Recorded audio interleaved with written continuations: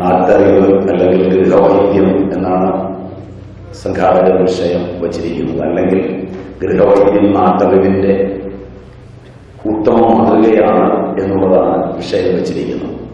ഒരു വൈദ്യശാസ്ത്രം എന്ന് പറയുമ്പോൾ അതിന് സിദ്ധാന്തം, പ്രയോഗം എന്ന രണ്ടു വഴി അത്യന്താപേക്ഷിതമാണ്. ഒരു ശാസ്ത്രമായ അതിന് സിദ്ധാന്തം ഉണ്ടാവണം, അതിനതുപോലെ തന്നെ പ്രയോഗം ഉണ്ടാവണം. പ്രയോഗം സിദ്ധാന്തത്തെയും സിദ്ധാന്തം പ്രയോഗത്തെയും സാധൂകരിക്കുകയും വേണം. ഇതെവിടെയും അനിവാര്യമായ കാര്യമാണ്. രണ്ട്, ശാസ്ത്രം എന്നത് അത് ഏത് തരത്തിൽ രൂപാന്തരപ്പെട്ടു വന്നു എന്നൊരു ചരിത്രവും അനിവാര്യമാണ്. ആ നിലയിൽ ഗൃഹവൈദ്യം എന്നത് സൈദ്ധാന്തികമായും പ്രായോഗികമായും നിലനിൽപ്പുള്ളതാണ്. അതിന്റെ സിദ്ധാന്തം അതിന്റെ പ്രയോഗത്തെയും പ്രയോഗം അതിന്റെ സിദ്ധാന്തത്തെയും സാധൂകരിക്കുന്നുണ്ടോ? രണ്ട്, അത് സാധൂകരിക്കുന്നു എങ്കിൽ തന്നെ ആധുനിക വൈദ്യശാസ്ത്രത്തിന് വളരെ ഉത്തമ മാതൃകകളായ അനേകം സംവിധാനങ്ങൾ ഉണ്ടായിരിക്കെ ഒരു ഗൃഹത്തിലെ അമ്മയ്ക്ക് ഈ ഉപകരണങ്ങളൊന്നും ഇല്ലാതെ ആ രോഗത്തിന്റെ നിദാനം കണ്ടെത്താൻ, അതിന്റെ പൂർവ്വരൂപം മനസ്സിലാക്കാൻ ഇടയിൽ മലയാളം മാത്രം അറിയുന്നവരും ഇംഗ്ലീഷ് അറിയുന്നവരും ഇംഗ്ലീഷ് മാത്രം അറിയുന്നവരും മീഡിയത്തിൽ അങ്ങനെ പഠിച്ചവരും ഒക്കെ ഉണ്ടാവുമെന്നാണ് എന്റെ ധാരണ. അതുകൊണ്ട് ഞാൻ മലയാള പദങ്ങൾ പറഞ്ഞാൽ മറ്റു തരത്തിൽ പഠിച്ച് ആധുനിക വിദ്യാഭ്യാസമുള്ളവർക്ക് വിഷമമുണ്ടാവും. ആ പദങ്ങൾ ഉപയോഗിച്ചാൽ അത് പഠിച്ചിട്ടില്ലാത്ത നാട്ടുപുറത്തുനിന്ന് വന്നവരുണ്ടെങ്കിൽ, ടൗണായോണ്ടുണ്ടാവില്ലെന്ന് വിചാരിക്കാം, ഉണ്ട്, അവർക്ക് വിഷമമുണ്ടാവും. അതുകൊണ്ട് ഞാൻ രണ്ട് പദവും കലർത്തി പറയാം, ഒരു നമൂന ഭാഷയിൽ. എവിടെ മനസ്സിലാകാതെ വരുമ്പോൾ ചോദിച്ചാൽ ഞാൻ വിശദീകരിക്കുകയും ചെയ്യാം. നിദാന പഞ്ചകം എന്നൊരു ഏർപ്പാടാണ് വൈദ്യശാസ്ത്രത്തിനുള്ളത്. ഒരു രോഗത്തിന് അതിന്റെ പൂർവരൂപം, നിദാനം, സംപ്രാപ്തി ഇവയെല്ലാം ഉണ്ട്. അത് കഴിഞ്ഞാണ് ചികിത്സ തീരുമാനിക്കുന്നത്. മറ്റൊരു തരത്തിൽ പറഞ്ഞാൽ ഡയഗ്നോസിസ്, പ്രോഗ്നോസിസ്, ട്രീറ്റ്മെന്റ്. ഇങ്ങനെ കൃത്യമായ ഒരു തലം ശാസ്ത്രരീത്യ ഉണ്ട്. എങ്ങനെയാണ് നാം പഠിച്ച ചരിത്രം വെച്ച് വിദ്യാഭ്യാസം ഇന്നത്തെ നിലയിൽ സാങ്കേതികമായി ലഭിക്കാത്ത, ഇന്നത്തെ രീതിയിൽ പഠിക്കാത്ത, ഇന്നത്തെ രീതിയിൽ എന്ന് പറയുമ്പോൾ LKG UKG 2 കൊല്ലമായി, 10ാം ക്ലാസ് വരെ 10 കൊല്ലമായി, 2 കൊല്ലം കൊണ്ട് മട്രിക്കുലേഷനായി, പ്രീ ഡിഗ്രി ആയി. അത് കഴിഞ്ഞ് പിന്നെ ഒരു 3 കൊല്ലം കൊണ്ടേ ഡിഗ്രി എത്തുള്ളൂ. ഇത്രയാവുമ്പോൾ തന്നെ ഏതാണ്ട് 17 കൊല്ലം കടന്നു. പിന്നെ വീണ്ടും കൊല്ലങ്ങൾ കഴിഞ്ഞാലാണ് ഒരുമാതിരി പണിയെടുക്കാവുന്ന ഒരു അറിവിലെത്തിയെന്നുള്ള സർട്ടിഫിക്കറ്റ് ന്യായമായും ഇന്ന് ലഭിക്കുന്നത്. നമുക്ക് 10ാം ക്ലാസ് മാത്രം പാസ്സായിട്ടുള്ള സബ് കളക്ടർമാർ വരെ മുമ്പുണ്ടായിരുന്നു. ഇത്രയും പത്രമാധ്യമങ്ങളിൽ കോലാഹലങ്ങൾ ഉണ്ടാകാതെ, അത് വേറൊരു വശമാണ്, അതിലേക്ക് നമുക്കിപ്പോൾ പോകണ്ട. എന്നിരുന്നാലും ഇന്ന് ഇത്രയും അറിവുള്ള ആളുകൾ തിരിഞ്ഞു നോക്കുമ്പോൾ എന്റെ അമ്മൂമ്മയുടെ അമ്മയൊക്കെ ആ പ്രാചീനമായ കാലത്ത് അവരിവിടെ ജീവിച്ചിട്ട് തന്നെ ഇല്ല എന്ന് തോന്നേണ്ടി വരും ഇന്നത്തെ അറിവ് വെച്ചുകൊണ്ട് അപഗ്രഥിച്ചാൽ. മറിച്ച് എങ്ങനെയാണ് അവർ ഏറ്റവും പ്രാചീന കാലത്ത് അറിവ് നേടിയത്, 2 എങ്ങനെയാണ് സിദ്ധാന്തങ്ങൾ ഉൾക്കൊണ്ടത്, എങ്ങനെയാണ് അതിന്റെ പ്രയോഗം അവർക്ക് വശമായത്? ഈ 3 കാര്യങ്ങൾ ആ പ്രാചീന രീതിയിൽ ഒന്ന് ഓടിച്ച് പറഞ്ഞിട്ട് നമുക്ക് വിഷയത്തിലേക്ക് വരാം. ഇന്ന് നിങ്ങളൊക്കെ വരുന്നത് മാർബിള് ഗ്രാനൈറ്റ് ഒക്കെ പതിച്ച വീടുകളിൽ നിന്നാണ്. എല്ലാവരും ഏതാണ്ട് എല്ലാവരും, ഇല്ലെങ്കിൽ റെഡ് ഓക്സൈഡ് എങ്കിലും ഇട്ടിട്ടുണ്ടാവും. പട്ടി, പൂച്ച, കോഴി ഇവയൊന്നും കയറുകയില്ലാത്ത അടച്ചുറപ്പുള്ള മുറികളോടുകൂടിയ വീടുകളിൽ നിന്നാണ്. ഭാര്യയും ഭർത്താവും ഒരു കുഞ്ഞും മാത്രമാണ് പലപ്പോഴും ഉണ്ടാവുക, ഇല്ലെങ്കിൽ 2. വീട് സ്വീകരണ മുറി, ഓരോരുത്തർക്കും പ്രത്യേക കിടപ്പുമുറി, എല്ലാ ഫർണിഷിങ്ങുമുള്ള അടുക്കള, വാക്യൂം ക്ലീനർ, വാഷിംഗ് മെഷീൻ, അതുപോലെ തന്നെ മൈക്രോവേവ് ഓവൻ, ഇവയെല്ലാം ഉള്ളിടത്തുനിന്നാണ് നമ്മൾ വരുന്നത്. ഇത്രയും എല്ലാ സൗകര്യങ്ങളും ഏതാണ്ടൊരു 3 കിലോമീറ്റർ കേരളത്തിലൂടെ സഞ്ചരിച്ചാൽ ഒരു ക്ലിനിക്ക് വെച്ചുണ്ടാവും. ഏതൊരു ഗ്രാമം എടുത്താലും, ഏതൊരു താലൂക്ക് എടുത്താലും, ഏതൊരു ജില്ല എടുത്താലും അനേകം ആശുപത്രികളുണ്ട്. സൂപ്പർ സ്പെഷ്യാലിറ്റി ഹോസ്പിറ്റൽ തന്നെ ധാരാളം. ആധുനിക വൈദ്യശാസ്ത്രം, ആയുർവേദം, ഹോമിയോപ്പതി ഇതെല്ലാം പ്രചുര പ്രചാരം നേടിയിരിക്കുന്ന കാലഘട്ടത്തിലാണ് നമ്മൾ ജീവിക്കുന്നത്. പുതിയ നിയമമനുസരിച്ച് 18 വയസ്സ് കഴിയാതെ പെൺകുട്ടികൾ വിവാഹത്തിന് വിധേയരാകുന്നില്ല. പ്രായപൂർത്തിയാകാതെ വിവാഹം കഴിച്ചാൽ അമ്മയ്ക്ക് വരാവുന്ന അനാരോഗ്യം, കുട്ടികൾക്കുണ്ടാകാവുന്ന അനാരോഗ്യം, പ്രസവത്തിന്റെ എണ്ണം കൂടിയാൽ വരാവുന്ന അനാരോഗ്യമെല്ലാം നമ്മുടെ ഗ്രന്ഥങ്ങളിൽ പഠിക്കാൻ വേണ്ടത്ര പേജുകളിലുണ്ട്, വേണ്ടത്ര പഠിക്കുന്നുമുണ്ട്. ഇത്തരമൊരു അന്തരീക്ഷത്തിൽ വിവാഹം കഴിച്ചാൽ അത് ലക്ഷങ്ങൾ ചെലവഴിച്ച് ഒട്ടേറെ വിദ്യാഭ്യാസം നേടി പരസ്പര ധാരണയുണ്ടാകാൻ മൊബൈലിലൂടെ സംസാരിച്ച് ഇന്റർനെറ്റിലൂടെ ചാറ്റ് ചെയ്ത് അച്ഛനമ്മമാരുടെ ആലോചനയും പഠനവും കൂടാതെ തമ്മിൽ തന്നെ വേണ്ടത്ര ആലോചനകൾ കഴിഞ്ഞാണ് ലക്ഷങ്ങൾ ചെലവഴിക്കുന്ന ഇന്നത്തെ വിവാഹങ്ങൾ എല്ലായിടത്തും നടക്കുന്നത്. സാമൂഹിക അറിവ്, സാംസ്കാരികമായ അറിവുകൾ, മതപരങ്ങളായ അറിവുകൾ, ജാതീയമായ സംഘടനകൾ തരുന്ന അറിവുകൾ, പ്രത്യയശാസ്ത്രപരങ്ങളായ ഒട്ടേറെ അറിവുകൾ, ലോകത്തുള്ള വിവിധങ്ങളായ അറിവുകൾ, ഇവയെല്ലാം സാമാന്യന് നേടിയിട്ടുള്ള സാക്ഷരരാണ് ഇന്ന് നമ്മളെല്ലാം. ഇത്രയും കാര്യങ്ങൾ എല്ലാം ഉൾക്കൊണ്ടിട്ട് വിവാഹം കഴിഞ്ഞ് എത്ര ആളുകൾ അവരുടെ കുടുംബ ജീവിതകാലം ചേർച്ചയോടെ, ആനന്ദത്തോടെ, വിരോധമില്ലാതെ, ഏറ്റുമുട്ടൽ കൂടാതെ ജീവിതം കൊണ്ടുപോകുന്നു എന്ന് നാം ആലോചിച്ചാൽ നമ്മുടെ മാനസികാരോഗ്യത്തെക്കുറിച്ച് നമുക്ക് ബോധ്യമാവും. ശാരീരിക ആരോഗ്യം നമുക്ക് പുറകെയാവാം. മനസ്സിൽ ശരീരമിരിക്കുന്നു, മനസ്സ് സൂക്ഷ്മമാണെങ്കിൽ ഒരു ദിവസം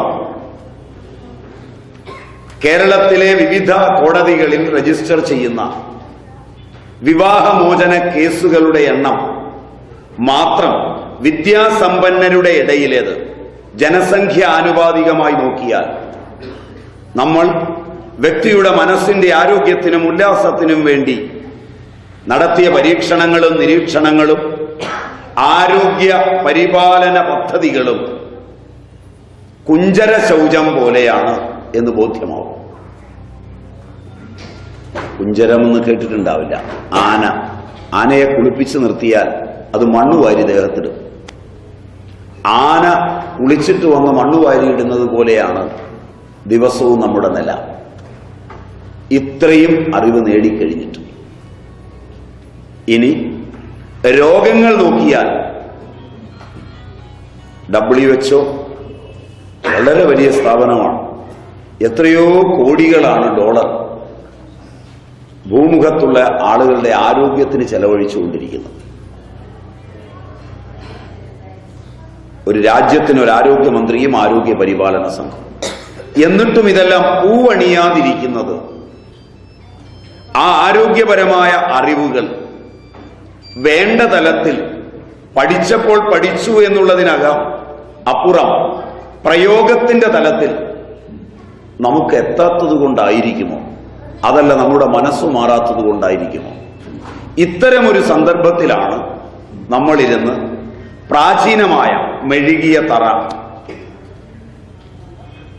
ഓല കെട്ടിയ വീട്, 2 മുറിയും ഒരടുക്കളയും 10-12 ഏക്കറിനുള്ളിൽ മരങ്ങളും ബാക്കി കാര്യങ്ങളും മൃഗസഞ്ചയങ്ങളും ഉള്ളിടത്ത് ഒരു വീട്, വളരെ നടന്നാലാ മറ്റൊരു വീട്, കിലോമീറ്റർ അകലെ നിന്ന് വെള്ളം ചുമന്നുകൊണ്ടുവരേണ്ട വിധം കിണർ അകലെ, ഇന്നത്തെ പോലെ സെപ്റ്റിക് ടാങ്കുകളോ മറ്റു സൗകര്യങ്ങളോ ഇല്ലാത്തത്, ഗ്യാസ് അടുപ്പുകളോ മൈക്രോവേവ് ഓവനുകളോ ഇല്ലാത്ത, കത്തിച്ചാൽ പുക മുറിക്കകത്ത് മുഴുവൻ പടരുന്ന നനഞ്ഞ വിറക് ഊതി കത്തിക്കേണ്ട വീട്.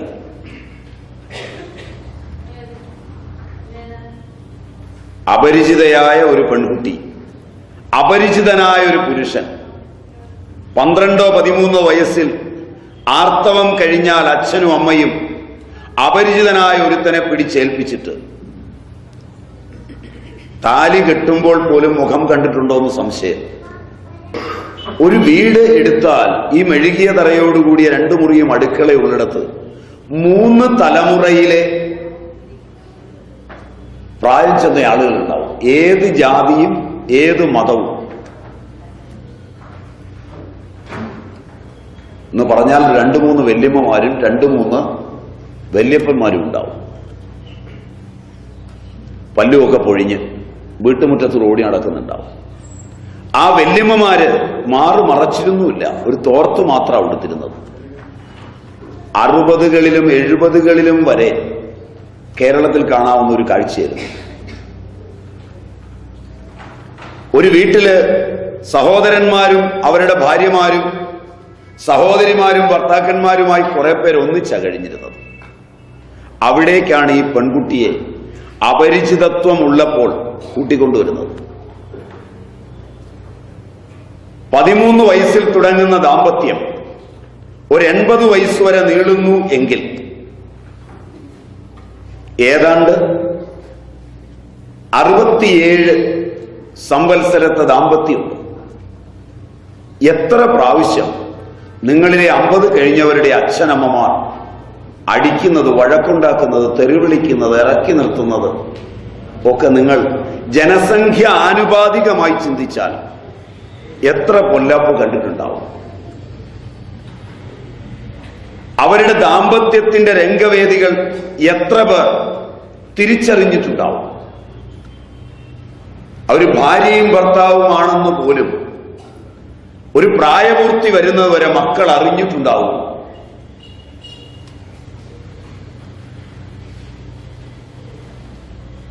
അങ്ങനെയുള്ളൊരു മാനസികാരോഗ്യം അവർക്ക് വിദ്യാഭ്യാസം ഇല്ലാതെയും ഇന്നത്തെ ധനസ്ഥിതി ഇല്ലാതെയും ഇന്നത്തെ ആധുനിക സൗകര്യങ്ങളില്ലാതെയും എങ്ങനെ ലഭിച്ചു?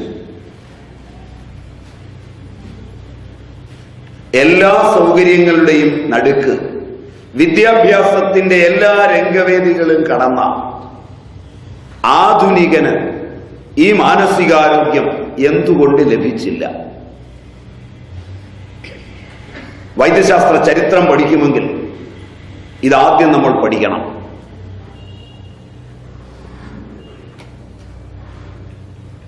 കൊണ്ടുവന്ന പെൺകുട്ടി തറ മെഴുകണം.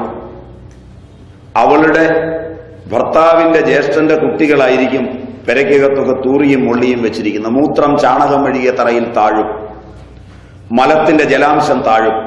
മലം പാള കൊണ്ട് കോരിക്കളഞ്ഞാൽ അത് ചാണകം മെഴുകിയ തറയിൽ പറ്റിപ്പിടിക്കും. അതിന്റെ മുകളിൽ ചാണകം തേച്ചാൽ പശുവിന്റെ മലവും സ്വന്തം മലവും തേച്ച് പിടിപ്പിക്കുകയാണ്. പലപ്പോഴും കെട്ടാത്ത കിണറ്റിൽ എലി ചത്തു വീഴും. അതിനെ എടുത്തു കളഞ്ഞാൽ വെള്ളം കുടിക്കുകയേ നിവൃത്തിയുള്ളൂ. പലപ്പോഴും അടുപ്പത്ത് വെച്ച കഞ്ഞിയിലും മറ്റും അട്ടയും പുഴുവും വീഴും. ഇവയെല്ലാം ചേർന്ന വീടുകളല്ല. എന്നിട്ടും ഇന്ന് കാണുന്നിടത്തോളം രോഗങ്ങൾ എന്തുകൊണ്ടുണ്ടായില്ല? ചരിത്രപരമായി നല്ലപോലെ അന്വേഷിക്കേണ്ടതാണ്. അതിനേക്കാൾ ഉപരി രോഗങ്ങളെ എങ്ങനെയാണ്, ആരാണ് ഡിറ്റക്ട് ചെയ്തിരുന്നത്? പഴയകാലത്ത് ആയുർവേദ വൈദ്യന്മാരൊന്നും സമീപത്തൊന്നുമില്ല. വല്ല കൊട്ടാരം വൈദ്യന്മാരും ഉണ്ടെങ്കിൽ മരണമാസന്നമായി കൊണ്ടിയെല്ലുമ്പോൾ മാത്രം നോക്കുന്നവരാണ്. ഇന്നാണ് ആയുർവേദ കോളേജുകളും ആയുർവേദം ഒരു വലിയ സിസ്റ്റമായി വന്നതുമൊക്കെ. ഇന്നാണ് ഹോമിയോപ്പതി ഒരു സിസ്റ്റമായി ഇന്ത്യയിലേക്ക് വന്നത്. ഇന്നാണ് ആധുനിക വൈദ്യശാസ്ത്രവും ഈ നിലയിലെത്തിയത്.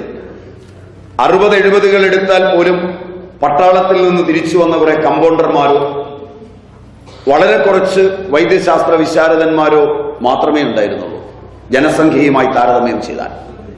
എങ്ങനെയാണ് ജനജീവിതം, അവരുടെ ആരോഗ്യം നിലനിർത്തിയത്? ആരാണ് രോഗങ്ങൾ കണ്ടുപിടിച്ചത്? സ്കാനിംഗ് ഇല്ലാതെ, എക്സ്റേ ഇല്ലാതെ എങ്ങനെ ആന്തരിക രോഗങ്ങളെ വരെ കണ്ടുപിടിച്ചു? എങ്ങനെ രോഗം വരാതെ അവർ ജീവിച്ചു? ആർക്കാണ് ആ വിദ്യാഭ്യാസം ലഭിച്ചത്? വീട്ടിലെ സ്ത്രീകൾ പ്രായേണ വിദ്യാഭ്യാസം ഇല്ലാത്തവരായിരുന്നു, പുരുഷന്മാർക്കായിരുന്നു വിദ്യാഭ്യാസം. ഈ ഒരു സാഹചര്യത്തിൽ ഞാൻ എനിക്ക് തോന്നുന്നത് ആദ്യം പറയാം. വിയോജിപ്പ് തോന്നിയാൽ മറുപടി പറയാൻ മറക്കരുത്.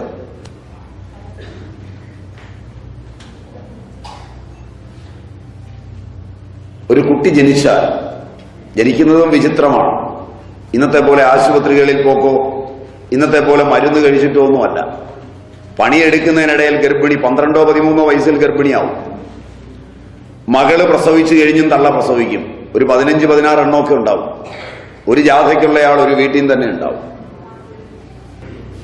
അത്രയും പ്രസവം നടന്നിട്ട്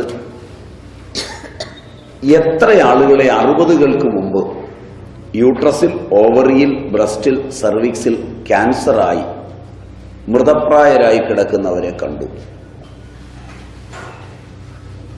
എത്ര കുട്ടികൾക്ക് ഇന്നത്തെ പോലെ ഓട്ടിസവും പെറ്റിറ്റ് മാലും ഗ്രാൻഡ് മാലും ഹൈഡ്രോകഫാലസും മൈക്രോകഫാലസും എൻകഫാലൈറ്റിസും ഒക്കെ കണ്ടു. എത്ര പാർക്കിൻസൺസ് ഡിസീസ് ഉള്ളവരെ നിങ്ങൾ കണ്ടു? എത്ര അൾസൈമേഴ്സിനെ കണ്ടു? ശാസ്ത്രത്തിനൊരു ഉത്തരവാദിത്വമുണ്ട്. ശാസ്ത്രീയമായി പോകുമ്പോൾ ഇത് നിയന്ത്രിച്ചു എന്ന സ്ഥിതിവിവര കണക്കുകൾ കാണിക്കാൻ.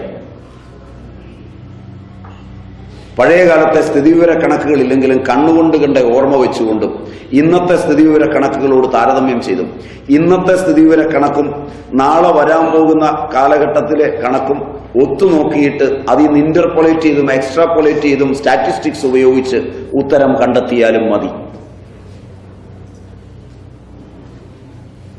ആ മര്യാദ നമ്മൾ പുലർത്തണം എന്ന് മാത്രം. എങ്ങനെയാണ് സ്ത്രീകൾ ഇത്രയധികം, അതും ഗൈനക്കോളജിസ്റ്റ് കാണാതെ, അവരെ കൊണ്ട് പരിശോധിപ്പിക്കാതെ, വീട്ടിലെ പണി മുഴുവൻ എടുത്ത് കോഴിയും പട്ടിയും പൂച്ചയും കയറിയിറങ്ങുന്ന, നെല്ല് കൂട്ടിയിട്ടിരിക്കുന്ന, വൈക്കോലിന്റെ പൊടിപടലങ്ങൾ വരുന്ന, കോഴി പൊരുന്നയ്ക്ക് കയറിയിട്ടുള്ള, കോഴി മുട്ടയ്ക്ക് കയറിയിട്ടുള്ള, പിള്ളേര് തൂറുകയും മുള്ളുകയും ചെയ്യുന്ന പെരയ്ക്കകത്തെ പായില് അല്ലെ കട്ടിലിൽ പാവിരിച്ച് വിദ്യാഭ്യാസം യാതൊന്നുമില്ലാത്തൊരു പതിച്ചി ഒരു പാത്രം ചൂടുവെള്ളവുമായി അടുക്കയിരുന്ന് പ്രസവം എടുത്തിട്ട് ജനസംഖ്യ ആനുപാതികമായി അന്നത്തെ കുട്ടികളുടെ രോഗവും മുതിർന്നവരുടെ രോഗവും. വീടുകളിലാണെന്ന് കുട്ടികൾ ഊമകളായാൽ, അപസ്മാരം വന്നാൽ, എപ്പിലെപ്സി വന്നാൽ, എപ്പിലെപ്സി വന്നാൽ, അതുപോലെ തന്നെ അവർക്ക് മറ്റേ എൻകഫാലൈറ്റിസോ ഹൈഡ്രോകഫാലസോ ഒക്കെ വന്നാൽ വീട്ടിൽ തന്നെ ഉണ്ടാവണം, വേറെ സാമൂഹ്യ പ്രവർത്തകരില്ല. ഇന്നാണെങ്കിൽ സാമൂഹ്യ സംഘങ്ങൾ ഒട്ടേറെ പണം പിരിച്ചും ആ കുട്ടികളുടെ അച്ഛനമ്മമാരോട് കുറെ കാശ് വാങ്ങിച്ചും മതങ്ങളുടെയും ജാതികളുടെയും പേരിൽ ഒട്ടേറെ സ്ഥാപനങ്ങൾ ഇന്ന് ഇത്തരം കുട്ടികളെ എടുക്കുന്നുണ്ട്. വീട്ടിൽ സ്വന്തം തള്ളയ്ക്കും തന്തയ്ക്കും അവരെ പോറ്റാൻ മടിയായതുകൊണ്ട്. അത്തരം സന്ദർഭത്തിൽ ഓരോ ആശുപത്രിയിൽ നിന്നും ഉണ്ടാകുന്ന ഇത്തരം കുട്ടികളുടെ ജനസംഖ്യ എടുക്കാൻ നിങ്ങൾക്കിന്ന് ബുദ്ധിമുട്ടില്ല. അത് വെച്ചിട്ടൊന്ന് താരതമ്യം ചെയ്തു നോക്കുക. ഏത് രീതിയിലാണ് അവർ ആരോഗ്യം നിലനിർത്തിയത്? അപ്പൊ അന്ന് എങ്ങനെയാണ് അവർ ഡയഗ്നോസ് ചെയ്തത്? എനിക്ക് തോന്നുന്നത് ആ അമ്മമാർക്ക് 3-4 കാര്യങ്ങൾ അടിസ്ഥാനപരമായി അറിയരുത്. ഒരു കുട്ടിയുടെ രോഗം അവരറിയുക, അന്നത്തിനുള്ള കുട്ടിയുടെ അഭിലാഷം. നോട്ട് ചെയ്യുന്നവർക്ക് നോട്ട് ചെയ്യാനാണ് ഞാൻ നിർത്തി പറയുന്നത്. ഇനിയുള്ള കാര്യം, എങ്ങനെയാണ് ആ വല്യമ്മമാർ അറിഞ്ഞത്? നിങ്ങൾ പഠിപ്പുള്ള ഒരാൾ വേറൊരാളുടെ കയ്യിൽ നിങ്ങളുടെ കുട്ടിയെ കൊണ്ട് കൊടുക്കുമ്പോൾ അത് ഡയഗ്നോസ് ചെയ്യാൻ പോകുന്ന ഡോക്ടറും ആ കുട്ടിയുമായി ഇരിക്കുന്ന സമയം, ഒരു ചിൽഡ്രൻ സ്പെഷ്യലിസ്റ്റും കുട്ടിയുമായി ഇരിക്കുന്നത് 100 കുട്ടികൾ അല്ലെങ്കിൽ 50 കുട്ടികളെയും കൊണ്ട് തള്ളമാർ ഒരു സ്പെഷ്യലിസ്റ്റിന്റെ മുമ്പിൽ എത്തിയാൽ 8 മുതൽ 12 മണി വരെ ആ കുട്ടിയെ ഓരോരുത്തരെയായി നോക്കുമ്പോൾ അരമണിക്കൂർ ഡയഗ്നോസിനെടുത്താൽ പോലും ആ കുട്ടി ബാക്കി സമയങ്ങളിൽ എങ്ങനെയെന്ന് തിരിച്ചറിയാനാകാതെ അയാളുടെ ശരീരത്തിൽ നിന്ന് നിഗമനത്തിലെത്തണം. ഒരമ്മയ്ക്ക് തന്റെ കൂടെയുള്ള കുട്ടി, തന്റെ ഭാഗമായ കുട്ടി, തന്നിലൂടെ പ്രാണനും ആഹാരവും ചെന്ന കുട്ടി, ആ കുട്ടിയെ തന്റെ അന്തർഗതങ്ങളിൽ വെച്ച് ഡയഗ്നോസ് ചെയ്യുമ്പോൾ കിട്ടുന്ന അറിവുകളൊന്നും പുറത്തൊരാൾക്ക് കിട്ടില്ല എന്ന് തന്നെയാണ് ഞാൻ പറഞ്ഞത്. എത്ര പഠിപ്പുണ്ടെങ്കിലും പഠിപ്പിനെ കുറിച്ച് പറയുമ്പോൾ പഠിച്ചു കഴിഞ്ഞത് പലപ്പോഴും നല്ലപോലെ പഠിച്ചവരായാൽ പോലും പരീക്ഷ എഴുതി കഴിഞ്ഞതോടെ മറക്കുന്നവരാണ്. എന്ന് പറഞ്ഞാൽ നിങ്ങളിലെ എഞ്ചിനീയേഴ്സ്, നിങ്ങളിലെ അധ്യാപകർ, നിങ്ങളിലെ അക്കൗണ്ടൻസി പഠിച്ചവർ, നിങ്ങളിലെ മറ്റു വിഷയങ്ങൾ ഓരോന്നും പഠിച്ചവരെ ഈ പ്രായത്തിൽ കൊണ്ടുപോയി നിങ്ങൾ പഠിച്ച അതേ സിലബസിൽ ഒന്നുകൂടെ പരീക്ഷ എഴുതിച്ചാൽ ജയിക്കുന്നവരുടെ എണ്ണം കുറവായിരിക്കുമെന്ന് എനിക്കങ്ങനെ പറയാമോ? അപ്പോൾ പഠിച്ച കാര്യങ്ങൾ തലയിൽ എല്ലായ്പ്പോഴും നിൽക്കില്ല. നിത്യപ്രയോഗം കൊണ്ട് മാത്രമാണ് തലയിൽ നിൽക്കുക. മനുഷ്യനിന്ന് ഒരുപാട് തുറന്ന വാതിലുകൾ മനസ്സിന് പോകാൻ കിടക്കുമ്പോൾ ഏതെങ്കിലും ഒരു തൊഴിലിലോ ഏതെങ്കിലും ഒന്നിലോ മനസ്സിരിക്കുക പ്രയാസം. അഭിരുചി കൊണ്ടല്ല, അച്ഛനമ്മമാരുടെ നിർബന്ധം കൊണ്ടോ ശക്തമായ വരുമാനമുള്ള ഒരു തൊഴിലെന്ന നിലയിലോ ആണ് ഇന്ന് എല്ലാ വിദ്യാഭ്യാസ ശാഖകളിലേക്കും ആധുനികർ കടന്നു ചെല്ലുന്നത്. അവർക്ക് ആ തൊഴിലിനോട് എത്ര പ്രതിബദ്ധതയുണ്ടാകുമെന്ന കാര്യവും ശ്രദ്ധേയമാണ്. ഇവിടെയാണ് ഒരു തിരിച്ചറിവ്, നാട്ടറിവിലേക്ക് തിരിഞ്ഞ് നിങ്ങൾക്കുണ്ടാവേണ്ടത്. എന്റെ കുഞ്ഞ് എന്ന വികാരവും എന്റെ കുഞ്ഞിനൊരു രോഗം വന്നാൽ എന്റെ വീട്ടിന്റെ സ്വസ്ഥത മുഴുവൻ കെടുമെന്നുള്ളതും എനിക്ക് ആഹാരം കഴിക്കാൻ പറ്റില്ലെന്ന് വരുന്നതുമായ ഒരു അമ്മയുടെ കുഞ്ഞിനോടുള്ള പ്രതിബദ്ധതയിൽ വരുന്ന അറിവുകൾ മറവി പറ്റാത്തവയായിരിക്കും. അത് തീർച്ചയായും അടുത്ത തലമുറയ്ക്ക് കൊടുക്കേണ്ടതായിരിക്കും. അനേക നൂറ്റാണ്ടുകളിലൂടെ പരമ്പരയാ കൈമാറി വന്ന ഒരറിവിന് പ്രായോഗിക ക്ഷമതയും സൈദ്ധാന്തിക ക്ഷമതയും 100%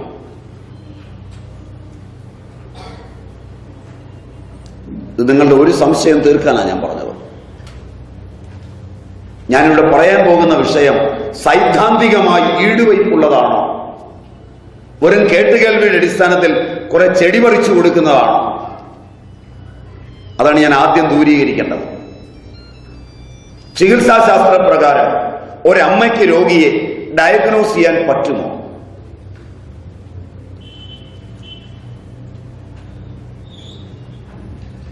പിതാവും മാതാവും ചേർന്ന് ബീജവും അണ്ഡവും സംയോജിച്ച് ഒരു കോശം, A unicellular organism known as zygote, മാതാവിന്റെ ഗർഭാശയത്തിൽ വീണ് വളരാൻ തുടങ്ങിയാൽ അമ്മ ചവച്ചരച്ച് കഴിച്ച് രക്തം വരെ എത്തി രൂപാന്തരപ്പെട്ട സാധനമാ കുഞ്ഞിലൂടെ കടക്കുന്നത്. അതുകൊണ്ടാണ് കുഞ്ഞ് അകത്ത് വളരുന്നത്. ഇത് പ്രകൃതിയാ ഉള്ളതാണ്. ഇത് ശാസ്ത്രം സംഭാവന ചെയ്തതല്ല. ലോകത്തെല്ലാ ജീവിയും ഇങ്ങനെയാണ്. അവിടെ ഒരു അമ്മുമ്മയോ അമ്മുമ്മയുടെ അമ്മയോ ആ സ്ത്രീയോട്, ഗർഭിണിയായിരിക്കുന്ന കുട്ടിയോട് അവൾ ജീവിക്കേണ്ട രീതി, അവൾ ഉപയോഗിക്കേണ്ട പദങ്ങൾ,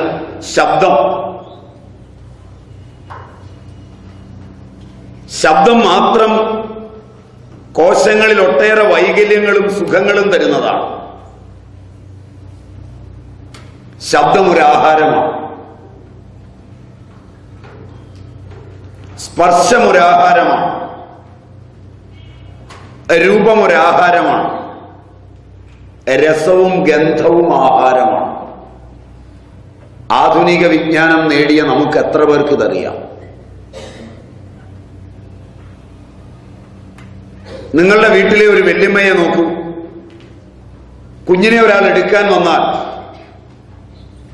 ആ സ്പർശം തന്റെ ജനിതകത്തിലെ കുഞ്ഞിന് ഇഷ്ടപ്പെടില്ല എന്ന് മുൻകൂട്ടി അറിയുന്ന ഒരു വല്യമ്മ കുഞ്ഞിനെ അതിൽ കിടത്തരുത്, കുഞ്ഞിനെ അവരെ കൊണ്ട് എടുപ്പിക്കരുത്, കുഞ്ഞിനെ പുറത്തേക്ക് കാറ്റടിക്കാൻ കൊണ്ടുപോകരുത്.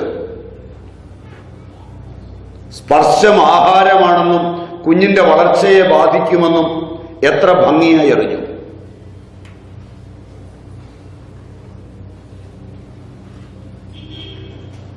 ശാസ്ത്രം ഇന്നുള്ളതോ അന്നുള്ളതോ എന്ന് നിങ്ങൾ താരതമ്യം ചെയ്യുക.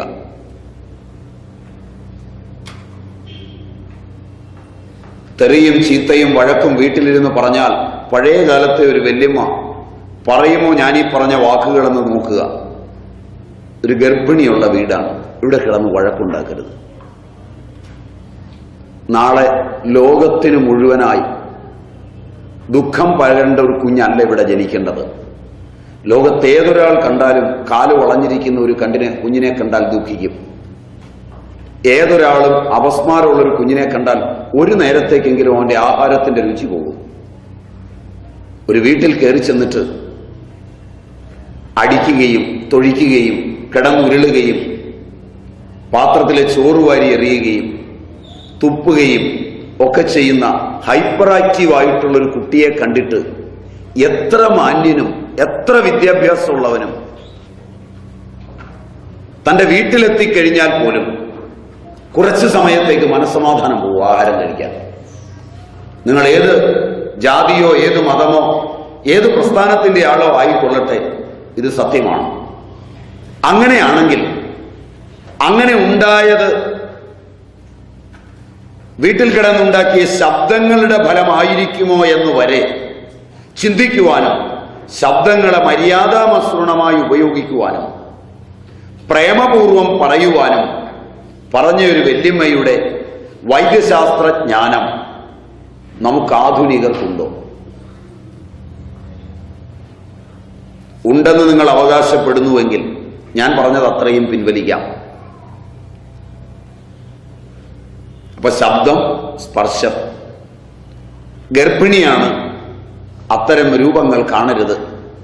മോളെ ആ പടം കാണാൻ നീ പോകണ്ട. ഇന്നാണേ കേൾക്കുവോ? ഇതുപോലുള്ള ചെടിച്ചട്ടികളിൽ അതിൻ്റെ നട്ടല്ലെന്ന് പറയാവുന്ന തായ്വേര് കണ്ടിച്ച് ആ പാത്രത്തിനകത്ത് മണലിട്ട് വെള്ളമൊഴിച്ച് ബോൺസായി എന്ന പേരിൽ വീട്ടുമുറ്റം മുഴുവൻ ചെടി വെച്ചിട്ട് രാവിലെ ഉണർന്നെഴുന്നേറ്റ് വന്നതിന് വെള്ളമൊഴിക്കാൻ ഒരു ഗർഭിണി തയ്യാറാകുമ്പോൾ അവളുടെ കണ്ണുകൾ ആഹാരമെന്ന രൂപത്തിൽ ഈ ബോൺസായി ചെടികളെ ആഹരിച്ചു കഴിഞ്ഞാൽ അവളുടെ കോശങ്ങൾക്ക് ഇമാതിരി ഒരു പരിണാമം ഉണ്ടാകുവാനും അവളിൽ വളരുന്ന കുട്ടിക്ക് ഇമാതിരി ഒരു പരിണാമം ഉണ്ടാകുവാനും ഇടയുണ്ടാകുമോ എന്ന് നമ്മുടെ സാമൂഹ്യ പ്രവർത്തകർ, നമ്മുടെ സാംസ്കാരിക നായകന്മാർ, നമ്മുടെ സാഹിത്യകാരന്മാർ, നമ്മുടെ വിജ്ഞന്മാരായ മതനേതാക്കന്മാർ ചിന്തിച്ചിട്ടുണ്ടാകുമോ?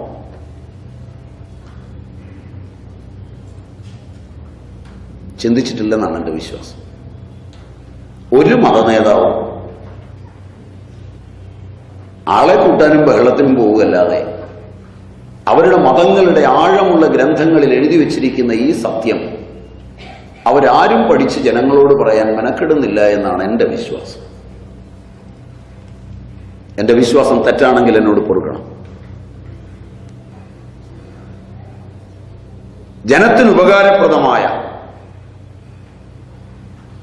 പതിവായി കാണുന്ന ഒരു വസ്തുവിനോട് നമ്മുടെ മനസ്സ് താതാത്മ്യം പ്രാപിച്ച് അതിൻ്റെ ആകാരം ഉണ്ടാക്കുമോ?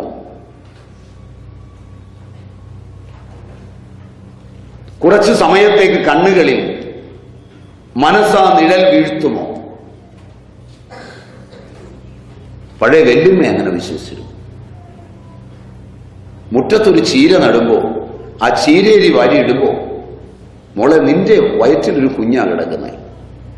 ഏതൊരു ജീവനാണോ കുഞ്ഞിൽ, അതുപോലൊരു ജീവനാ ആ ഉറുമ്പിലും അതിന്റെ മുട്ടയിലും. ഒരു പിടി ചീരയരിക്ക് വേണ്ടി നീ അവിടെ BHC പൗഡർ വാരിയിടണ്ട മോളെ. ഒരു പിടി പൊടിയരിയല്ലേ പോവുള്ളൂ, അകത്തിരിപ്പുണ്ട്, ഞാൻ അവിടെ എടുത്തു വെച്ചിട്ടുണ്ട്. ആ പൊടിയരിയും ചീരയരിയും കൂടെ വാരിയിട്. ഉറുമ്പിനോട് പറ പൊടിയരി പെറുക്കിക്കൊണ്ടുപോകാൻ. അത് നിന്റെ മുലപ്പാലിലെത്തും ആ BHC പൗഡർ. നിന്റെ കുട്ടി കുടിക്കും, വൈകല്യങ്ങൾ ഉണ്ടാവും. നീ പ്രകൃതിയുടെ താളം തെറ്റിക്കും, പ്രകൃതി നിന്റെ കുഞ്ഞുങ്ങളുടെ താളം തെറ്റിക്കും. ആർക്കാണ് അറിവെന്നാണ് നിങ്ങൾ പറയുന്നത്? ഇംഗ്ലീഷിൽ പറയാൻ പഠിച്ചതുകൊണ്ടോ?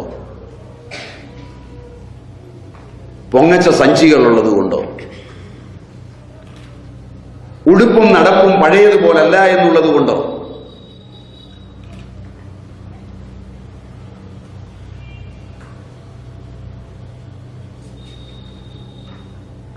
ശബ്ദത്തെ, സ്പർശത്തെ, രൂപത്തെ, രസത്തെ, ഗന്ധത്തെ, ജീരകവെള്ളം കുടിക്കാൻ തുടങ്ങുന്ന മകളോട് അന്നത്തെ ഒരു അമ്മ പറയും, കുടിക്കണ്ട, ഗർഭിണിയാണെങ്കിൽ. മുറ്റത്ത് നിൽക്കുന്ന കർമൂസ് പറിച്ച് കറി വെച്ചാൽ അന്നത്തെ ഒരു സ്ത്രീ തീർച്ചയായും പറയും, നീ കഴിക്കണ്ട,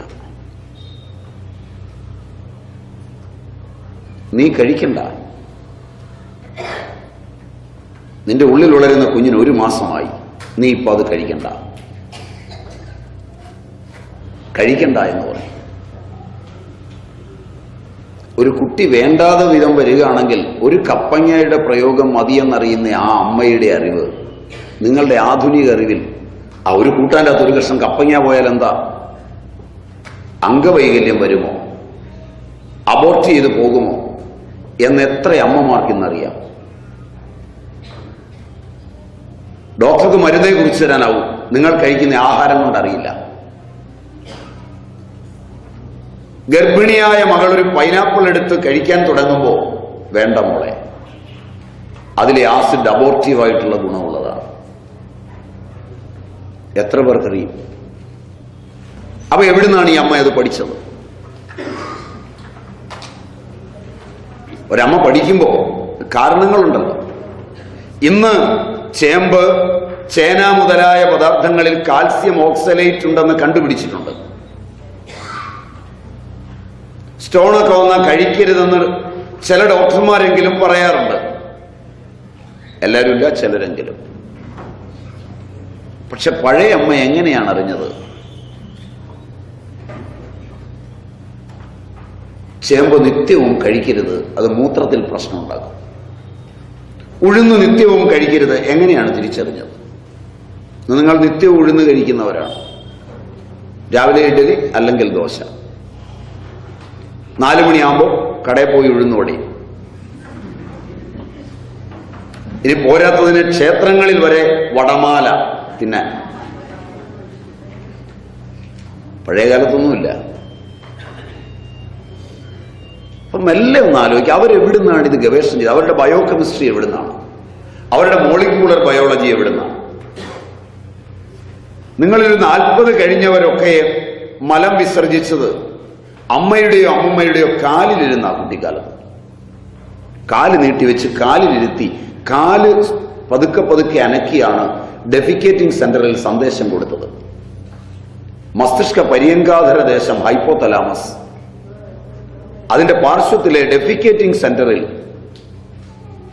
വിസർജന കേന്ദ്രത്തിൽ അമ്മയുടെ ത്വക്ക് എങ്ങനെ സ്പർശം വഴി സന്ദേശവാഹിയായി ചെന്ന് കൃത്യമായി മലമൂത്ര വിസർജനം ചെയ്യുമെന്ന് എങ്ങനെയാണ് ഒരമ്മ മനസ്സിലാക്കി കൃത്യതയുള്ള ഒരു സമയത്തേക്ക് കുഞ്ഞിനെ കൊണ്ടുപോയത്? മറുപുറവും ഞാൻ മെല്ലെ ഒന്ന് പറയാം, നിങ്ങളോട് തന്നെ ചോദിക്കാം. അതിൽ പുത്തൻകൂറ്റുകാരായ, മതമല്ല, ഒരുപാട് പെൺകുട്ടികൾ കാണും. കുട്ടികളെ കൊണ്ടുവന്നിട്ടുണ്ടാവും. സ്പോഞ്ചും പ്ലാസ്റ്റിക്കും വെച്ച ഒരു നാപ്പിപ്പാട് കെട്ടിയായിരിക്കും ഇപ്പൊ കൊണ്ടുവന്നിരിക്കുന്നത്.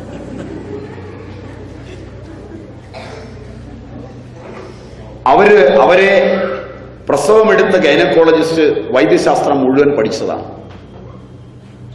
അവിടെ നിന്ന് ചിൽഡ്രൻ സ്പെഷ്യലിസ്റ്റിന്റെ കയ്യിലേക്ക് കുട്ടിയെ കൈമാറുമ്പോൾ ആ ഡോക്ടർ മനുഷ്യ ശരീരശാസ്ത്രത്തിന്റെ മേധുരദീർഘങ്ങളായ എല്ലാ അംശങ്ങളും പഠിച്ചതാണ്. ആ കുട്ടിയെ കൊണ്ടുവന്നിരിക്കുന്ന പെൺകുട്ടികൾ സാമാന്യ വിദ്യാഭ്യാസത്തിന്റെ എല്ലാ മേഖലകളും കടന്നതാണ്. Am I right?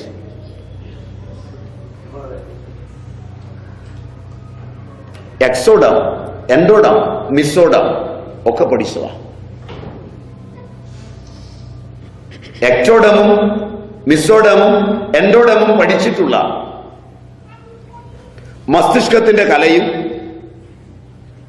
ത്വക്കിന്റെ കലയും ഒരേ വർണ്ണവസ്തു കൊണ്ടാണ് എന്ന് തിരിച്ചറിഞ്ഞിട്ടുള്ള, ത്വക്കിൽ വരുന്ന ഓരോ സംവേദനവും മസ്തിഷ്കത്തിൽ രോഗമാകാൻ വഴിയുണ്ട് എന്ന്, അതുകൊണ്ട് സ്പർശം തന്നെ രോഗത്തെ ഇല്ലാതാക്കാനും രോഗമുണ്ടാക്കാനും കാരണമാണെന്ന് പഠിച്ചിട്ടുള്ളവരായി ഇവരെല്ലാം.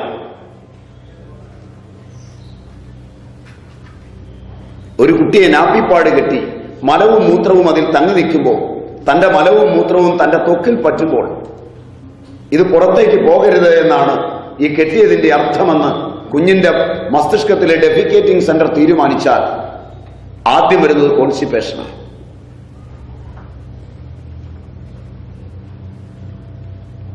ഇന്ന് രാവിലെ സ്കൂളിലേക്ക് പോകുന്ന കുട്ടികൾ പലരും മലമൂത്ര വിസർജനം കഴിഞ്ഞല്ല പോകുന്നത്, വന്നിട്ടാകാമെന്ന തള്ളമാർ പറയുന്നത്.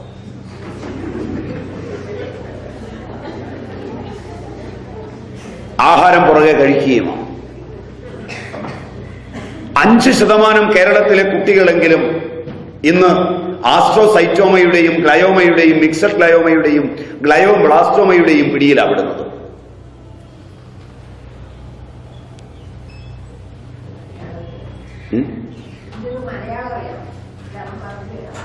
മസ്തിഷ്കത്തിലുണ്ടാകുന്ന വിദ്രഥികൾ, ട്യൂമറുകൾ, മസ്തിഷ്ക വിദ്രഥികൾ, മസ്തിഷ്ക ക്ഷയം, മസ്തിഷ്ക ക്ഷയം, മസ്തിഷ്ക ദ്രവം, ഇതൊക്കെ പഴയ പേരുകൾ.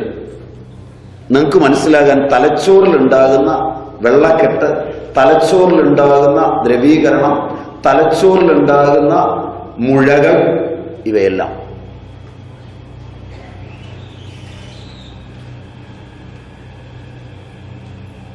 ഇതിന്ന് ഉണ്ടാക്കുവാൻ ഒരു അമ്മയ്ക്ക് കഴിയുമ്പോൾ, ഒരു വ്യാവസായിക പുരോഗതിയിൽ എളുപ്പത്തിന് വലിച്ചു കെട്ടുന്ന ആ സാധനത്തിന് കഴിയുമ്പോൾ, എങ്ങനെയാണ് പ്രാചീനയായ ഒരു അമ്മയ്ക്ക് അതില്ലാതാക്കാൻ കഴിഞ്ഞത്?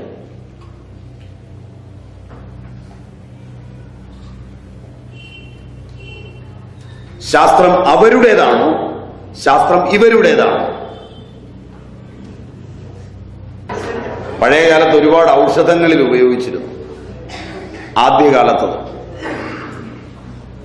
മലവും മൂത്രവും, ആദ്യത്തെ മലമൊക്കെ എല്ലാ ജീവിയുടേതും ഔഷധമായി ഉപയോഗിച്ചിരുന്നു.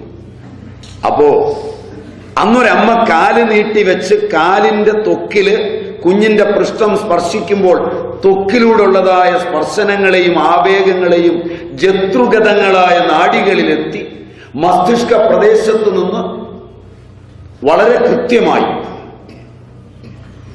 മസ്തിഷ്ക പര്യങ്കാധര ദേശം വരെ, അതിന്റെ മലയാളമാണ് ഞാൻ പറഞ്ഞത്, ഇംഗ്ലീഷിൽ ഹൈപ്പോതലാമസ്. ഇന്നും ആധുനിക വൈദ്യശാസ്ത്രത്തിന് ഇനിയും പൂർണ്ണമായി കയറിപ്പറ്റാൻ കഴിയാത്ത മസ്തിഷ്ക പര്യങ്കാധര ദേശത്തിന്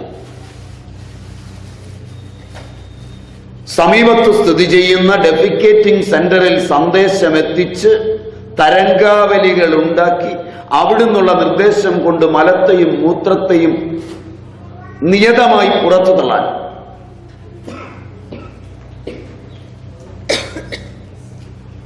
ഒരമ്മയുടെ കഴിവ്. അവിടെ മാത്രമല്ല, മലവും മൂത്രവും കുഞ്ഞിന്റെ മാത്രമല്ല, അല്പം കൂടെ കൂടിയിട്ട് പെൺകുട്ടികൾ പ്രായമായാൽ അവർക്ക് മെൻസുറൽ പീരീഡ് ഉണ്ടാവും. അതൊരു വേഗമാണ്. ആദ്യത്തെ മെൻസുറൽ പീരീഡ് വരുമ്പോൾ ആരെയെങ്കിലും വിളിച്ച് തെങ്ങിൽ നിന്നൊരു ചൊട്ട വെട്ടി തലക്കി വയ്ക്കും. മെൻസുറൽ കോളിക്, ആർത്തവ ശൂല,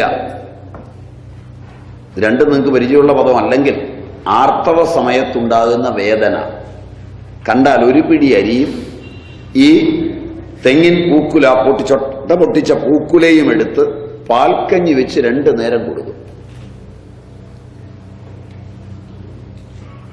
ഇന്ന് ഒരുപാട് സിന്തറ്റിക് ഹോർമോൺ കൊടുക്കും. മാർട്ടിൻഡെയിൽ എക്സ്ട്രാ ഫാർമക്കോപ്പിയ എടുത്തിട്ട് വൈദ്യശാസ്ത്രം പറയുന്നത് തന്നെ ശ്രദ്ധിച്ചു നോക്കുക. എല്ലാ സിന്തറ്റിക് ഹോർമോണും കാർസിനോജനിക്കാണ്.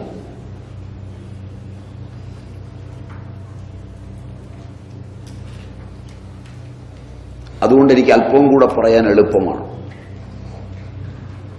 പഴയ ഒരു അമ്മയോട് ചോദിച്ചാൽ പറയും, സസ്യങ്ങൾ, എല്ലാ സസ്യങ്ങളും അവയിൽ നിന്നുള്ള ആഹാരവും അവയിൽ നിന്നുള്ള ഔഷധവും ശൈശവ ബാല്യ പ്രമാണമാണ്. കോശങ്ങളുടെ വളർച്ചയെ ശൈശവ ബാല്യ സാഹചര്യങ്ങളിൽ നിർത്തുവാൻ കഴിവുള്ളവയാണ് ഭൂമിയുടെ ആദിമ ജീവ പദാർത്ഥങ്ങളായ സസ്യങ്ങൾ. സസ്യങ്ങളുടെ പരിണാമമാണ് ജാന്തവങ്ങൾ, ജന്തു ശരീരങ്ങൾ. അവ കൗമാര പരിമാണത്തിലുള്ളവയാണ്. അവയെ ആഹരിക്കുമ്പോൾ, അവയെ ഔഷധത്തിന് ഉപയോഗിക്കുമ്പോൾ ഔഷധനിലകളിൽ ക്ഷിപ്രഫലദായികളെങ്കിലും സസ്യങ്ങളെക്കാൾ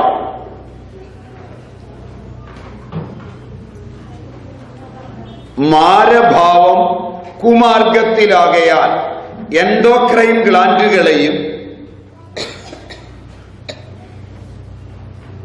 തദ്വാര ലൈംഗിക ഊർജത്തെയും ഉപയോഗിക്കുകയാൽ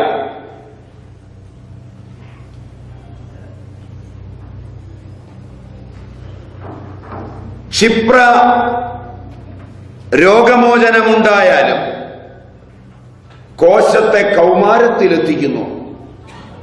ഒരാളൊരു ചെടി പറിച്ചിട്ട് ഇലക്കറി കഴിക്കുന്നു, അല്ലെങ്കിൽ അതിൻ്റെ കായ പറിച്ച് കഴിക്കുന്നു, അതിൻ്റെ കിഴങ്ങ് പറിച്ച് കഴിക്കുന്നു എങ്കിൽ അയാളുടെ കോശം ഒരു ബാല്യ കൗമാര പരുവത്തിൽ നിലനിന്ന് കിട്ടുകയാൽ അടുത്ത കോശത്തെ ആ പരുവത്തിലെത്തിക്കുകയാൽ അത് കോശ വാർദ്ധക്യം വരാതെയും കോശപ്രായം ഉണ്ടാക്കാതെയും ആയുർദൈർഘ്യത്തെ കൂട്ടുന്നു. അതേ സമയത്ത് ഒരു മാംസം എടുത്ത് കഴിക്കുമ്പോൾ, ആട്, പശു, കോഴി, താറാവ്, പന്നി, പട്ടി ഇതിൻ്റെയൊക്കെ മാംസം എടുത്ത് കഴിക്കുമ്പോൾ സസ്യം പരിണമിച്ചാണ് ഈ ജീവി ഉണ്ടായത്. ആദിമമായ സസ്യത്തിൽ നിന്നുള്ള വളർച്ചയുടെ പരിണാമമായതുകൊണ്ട് അത് ഒരു മനുഷ്യൻ ഉപയോഗിക്കുമ്പോൾ അവന്റെ കോശങ്ങളെ കൗമാരഘട്ടത്തിലേക്ക് വളർത്തുന്നു. മനസ്സിലായില്ല? പരീക്ഷ നോക്കാൻ എളുപ്പമാണ്. 4 കുട്ടികൾക്ക് ഇത് തന്നെ കൊടുക്കുക. നേരത്തെ ഏർലി മെൻസുറേഷൻ ഉണ്ടാവുമോ നോക്കുക. മനസ്സിലായില്ല? ഏർലി ബ്രസ്റ്റ് വികാസം ഉണ്ടാവുമോ നോക്കുക. 5 or 10 വയസ്സുള്ള കുട്ടി ഏതെങ്കിലും വൃദ്ധന്റെയോ പരിചയക്കാരന്റെയോ മടിയിലിരുന്ന് കഴിഞ്ഞാൽ ലൈംഗികോർജം ഉത്സർജനം ചെയ്യുകയാൽ അവനെ വികല കാര്യങ്ങളിലേക്ക് നയിക്കുമോ എന്ന് നോക്കുക. അങ്ങനെ നയിക്കുമ്പോൾ, പത്രവാർത്തകളിൽ സ്ഥാനം പിടിക്കുമ്പോൾ അവൻ കുട്ടിയെ ഉപദ്രവിച്ചു എന്നതിന് പകരം കുട്ടി അവനെ വളയ്ക്കുകയാണോ എന്ന് ആലോചിക്കുക. വീട്ടിലെ ടിവിയും കമ്പ്യൂട്ടറും ഒക്കെ കാണുമ്പോൾ കമ്പ്യൂട്ടറിലെ പോർണോഗ്രാഫിക് വെബ്സൈറ്റുകളിലേക്ക് ഇത്തരം കൊച്ചുകുട്ടികൾ പോലും പോകുന്നുണ്ടോ അച്ഛനും അമ്മയും അറിയാതെ എന്ന് ചിന്തിക്കുക. TV കാണുന്ന സമയത്ത് നിങ്ങളെ കാണുമ്പോൾ കാർട്ടൂണും നിങ്ങൾ മാറുമ്പോൾ മറ്റു പ്രോഗ്രാമുകളും വെച്ച് അവർ ആസ്വദിക്കുന്നുണ്ടോ എന്ന് ശ്രദ്ധിക്കുക. അപ്പൊ സസ്യം, ജന്തു, ജാന്തവ ആഹാരങ്ങളിൽ നിന്ന് പരിണമിച്ചവയാണ് ഖനിജങ്ങൾ. സ്വർണം, വെള്ളി, ചെമ്പ്, ഇരുമ്പ്, ഈയം മുതലായവയെല്ലാം ഭൂമിയിൽ നിന്ന് കുഴിച്ചെടുക്കുന്നവയാണ്. ജന്തുക്കളുടെ ശരീരത്തിലും സസ്യങ്ങളുടെ ശരീരത്തിലും ഈ ഘടകങ്ങളുണ്ട്. അതാണ് ജീവന്റെ ഘടകങ്ങൾ. എല്ലാ ശരീരത്തിലും ഇത് വേണ്ടത്രയുണ്ട്. സ്വർണമൊക്കെ നമ്മുടെ ശരീരത്തിലുമുണ്ട് വേർതിരിച്ചെടുക്കാൻ. പൊട്ടാസ്യം, സോഡിയം, ഗന്ധകം എല്ലാം ഉണ്ട്, മിനറൽസ് ആൻഡ് മെറ്റൽസ്. ഒരു മുത്തുകളെടുത്ത് അരച്ച് അതിൽ നിന്ന് ബയോകെമിക്കലായി വേർതിരിച്ചാൽ അതിനകത്തുള്ളത് സ്വർണമാണ്. ഒരു മണ്ണിരയെ എടുത്ത് അതിനെ ഒരു പ്രോസസ്സിന് വിധേയമാക്കി, മണ്ണിരയെ കൂട്ടായി വളർത്തി പ്രോസസ്സിന് വിധേയമാക്കി എടുത്താൽ അടിച്ചു പരത്തി എടുക്കാവുന്ന ചെമ്പ് കിട്ടും. അമ്മമാർക്കറിയാം. അതുകൊണ്ട് അവര് കുഞ്ഞിന് അപസ്മാരം വന്നാൽ ഓടിപ്പോയി മണ്ണിരയെ കൊണ്ടുവന്ന് ഒന്ന് ചെറുതായി ശുദ്ധി ചെയ്ത് കുഞ്ഞിന് കൊടുക്കും. കാരണം ചെമ്പിന്റെ ഒരു അളവ് കുറവ്, ശരീരത്തിലെ കോപ്പറിന്റെ കുറവ് അപസ്മാരത്തിന് കാരണമാവും. ഇതൊക്കെ എത്ര നൂറ്റാണ്ടുകളുടെ പരീക്ഷണം കൊണ്ടാണ് ഒരു വീട്ടിലെ വീട്ടമ്മ തിരിച്ചറിയുന്നത്. ആധുനിക ശാസ്ത്രം മുഴുവൻ പഠിച്ചു കഴിഞ്ഞുവെന്ന് അവകാശപ്പെടുന്ന ആധുനിക വൈദ്യശാസ്ത്രത്തിന്റെ ഔന്നത്യങ്ങളിൽ വരെ വിരാജിക്കുന്നുവരിക്കുന്ന നമുക്കൊക്കെ തിരിച്ചറിയാനാവാത്ത സത്യം എങ്ങനെയാണ് ഒരു വല്യമ്മ അറിഞ്ഞത്, പഠിച്ചത്? സൈദ്ധാന്തിക വൈദ്യവിദ്യയുടെ അടിസ്ഥാന തലങ്ങളെ അറിഞ്ഞിട്ട് വേണം പ്രായോഗിക വൈദ്യത്തെ കാണാൻ. നിങ്ങൾ ഓടി വന്നപ്പം ഒരുപക്ഷെ വിചാരിച്ചത് സ്വാമി ഇങ്ങനെ വരും, പനിക്കൊരു മരുന്ന് പറയും, അതുകൊണ്ട് ഈ പണിയൊക്കെ തീരും, പോകാവുന്നതാണ്.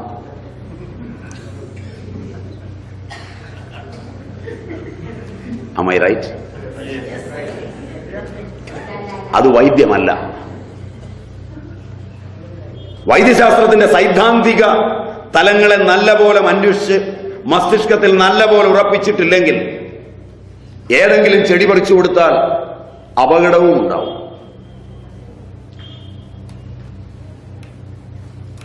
അതുകൊണ്ട് എനിക്കിതിന്റെ സംഘാടകരോട് പറയാനുള്ളത്, നിങ്ങളുടെ വീട്ടമ്മമാരെ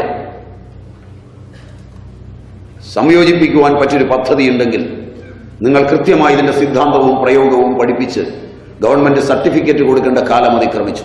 കാരണം വലിയൊരു പ്രസ്ഥാനം നിങ്ങളുടെ നാട്ടിലേക്ക് വരാൻ പോവുകയാണ്. NRHM, national rural health mission, എല്ലാ രംഗങ്ങളിൽ നിന്നും ഗവൺമെന്റ് ഒഴിഞ്ഞു മാറുവാനും NGOസിനെ രാഷ്ട്രമേൽപ്പിക്കുവാനും പോകുന്ന ഒരു ഗ്ലോബലൈസേഷന്റെ വക്കത്താണ് ഇന്ന് നിങ്ങളുടെ രാജ്യം നിൽക്കുന്നത്. അതെന്റെ വിഷയമല്ല, അതുകൊണ്ട് ഞാൻ അങ്ങോട്ട് പോകുന്നില്ല. അതിനാണ് എന്നെ വിളിച്ചതെങ്കിൽ ഞാനത് പറയുന്നത് ഉചിതമാണ്. ഇന്നതല്ല, എന്റെ വിഷയം വേറെയാണെങ്കിലും ഞാൻ സൂചിപ്പിച്ചു എന്നേ ഉള്ളൂ. അത്തരമൊരവസ്ഥയിൽ സൈദ്ധാന്തിക വൈദ്യവിദ്യാഭ്യാസത്തിന്റെ അന്തർഗതങ്ങൾ അറിയാതെ അമ്മമാർ അവരുടെ കുട്ടികളെ വളർത്തുമ്പോൾ ഏത് മന്ത്രവാദിക്കും, ഏത് ഗൂഢപത്രക്കാരനും, ഏത് വൈദ്യനും, ഏത് ഡോക്ടർക്കും, ഏത് ബഹുരാഷ്ട്ര കുത്തകയ്ക്കും നിങ്ങളെ എന്നും മുതലെടുക്കാമെന്നുള്ളത് തീർച്ചയാണ്. ഏത് പേരിലും ഏത് രൂപത്തിലും. പഴയ വല്യമ്മ എങ്ങനെ അറിഞ്ഞു? നിങ്ങൾ തന്നെ അന്വേഷിക്കുക. അവര് നല്ല വെള്ളത്തുണി, അവർക്ക് ഒരു സത്യം അറിയാമായിരുന്നു, ഇത് ട്രോപ്പിക്കൽ ക്ലൈമറ്റ് ആണ്. ട്രോപ്പിക്കൽ ക്ലൈമറ്റിലെ സ്വെറ്റ് ഗ്ലാൻസ് വളരെ ശ്രദ്ധിക്കേണ്ട ഗ്ലാൻസ് ആണ്.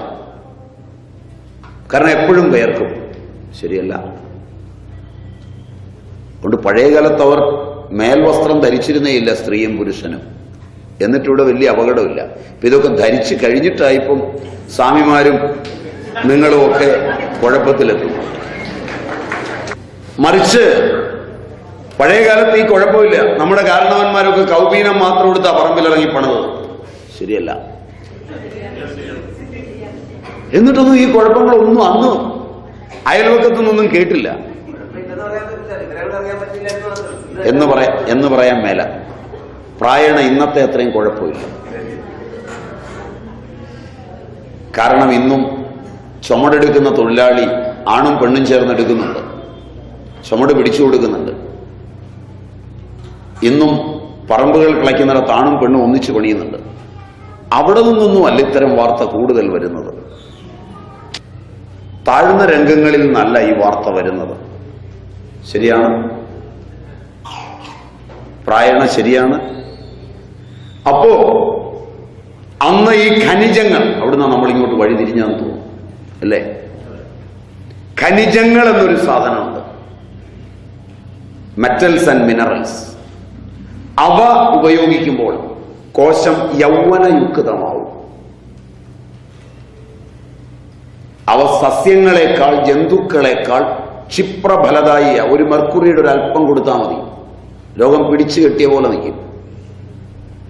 ഒരു സൾഫറിന്റെ അംശം മതി, ശുദ്ധി ചെയ്ത് ശരിക്കും കൊടുത്താൽ അപ്പം നിൽക്കും. ഇരുമ്പിന്റെ ഭസ്മം മതി, രക്തം കുറഞ്ഞാൽ പെട്ടെന്ന് കയറാൻ. ആയുർവേദവും മോഡേൺ മെഡിസിനും ഹോമിയോപ്പതിയും എല്ലാം ഇത് ഉപയോഗിക്കുന്നുണ്ട്. പക്ഷെ അവ കോശങ്ങളെ യൗവനത്തിലെത്തിക്കും. കൃതക പദാർത്ഥങ്ങൾ, ഖനിജങ്ങൾക്കും അപ്പുറമാണ് കൃതക പദാർത്ഥങ്ങൾ. പെട്രോളിയം ഉൽപ്പന്നങ്ങൾ, സിന്തറ്റിക്സ്, അവ കോശ വാർദ്ധക്യമുണ്ടാക്കുന്നവയാണ്.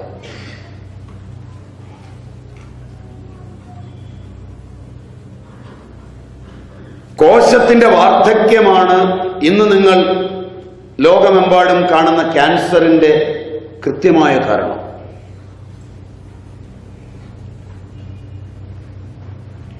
കോശവിഭജനം വൃദ്ധാവസ്ഥയിലേക്ക് കടക്കുമ്പോഴാണ് അനിയന്ത്രിതമായ വിഭജനങ്ങൾ ഉണ്ടാകുന്നത്. സൈറ്റോളജിക്കലി സൈറ്റോമോർഫിസവും സൈറ്റോഡൈനാമിക്സും സൈറ്റോളജിക്കൽ ഡിഫറൻസിയേഷനും ഒക്കെ പഠിച്ചവരിടയ്ക്കിരിപ്പുണ്ടാവും. അവരുടെ ശ്രദ്ധ തിരിയുമെങ്കിൽ വെറും കോശവാർദ്ധക്യമാണ് ക്യാൻസർ. അനിയന്ത്രിതമായ സിന്തറ്റിക്സിന്റെ ഉപയോഗം കോശങ്ങളെ വൃദ്ധാവസ്ഥയിൽ എത്തിക്കുവാൻ വളരെ എളുപ്പമാണ്. നിങ്ങളുടെ പാത്രങ്ങൾ, നിങ്ങളുടെ ഭക്ഷണം എല്ലാം ഇന്ന് സിന്തറ്റിക്കാണ്. മുളകിന്റെ എസൻസ്, മല്ലിയുടെ എസൻസ്, വാനിലയുടെ എസൻസ് എല്ലാം ഇന്ന് സിന്തറ്റിക്കാണ്. വീട്ടിൽ ഉപയോഗിക്കുന്ന പാത്രങ്ങളെല്ലാം സിന്തറ്റിക് പാത്രങ്ങളാണ്. നിങ്ങൾക്ക് വെള്ളം വരുന്നത് സിന്തറ്റിക് വഴിയാണ്. നിങ്ങൾ കഴിക്കുന്ന മരുന്നുകളിൽ 90% സിന്തറ്റിക്കാണ്.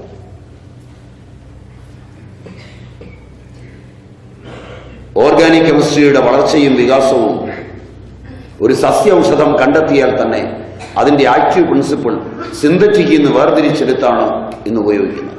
നിങ്ങൾ അണിയുന്ന വജ്രവും മറ്റും സിന്തറ്റിക്കാണ്.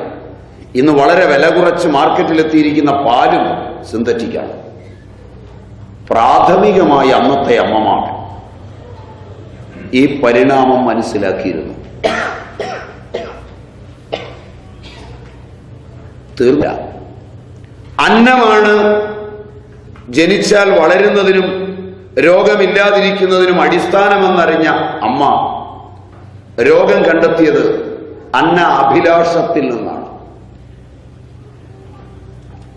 ഇന്ന് പ്രായേണ ഭിഷഗ്വര പ്രമാണിമാർ പോലും മറന്നുപോകുന്ന അടിസ്ഥാനമായൊരു സത്യം അമ്മമാരുടെ അറിവിലുണ്ട്. കുഞ്ഞിന് ആഹാരത്തോടുള്ള അഭിലാഷം കുറയുന്നത് രോഗത്തിന്റെ ആവിർഭാവത്തിലാണെന്ന് അമ്മമാർ അറിഞ്ഞിരുന്നു. മനസ്സിലായോ ആവോ? ജീവൻ നിലനിൽക്കുന്നത് അന്നം കൊണ്ടാണ്. അന്നമാണ് സർവപ്രധാനം. അന്നത്തിന് രുചിയില്ലാതെ വരിക, സമയത്ത് അന്നത്തിന് ആഗ്രഹമില്ലാതെ വരിക,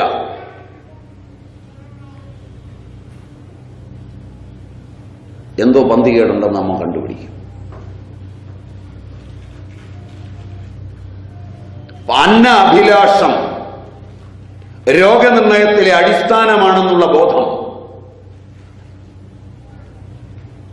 മനുഷ്യ പുരോഗതിയിൽ നമുക്ക് നഷ്ടമായി. അവർക്ക് വേറെ വിദ്യാഭ്യാസമൊന്നുമില്ല.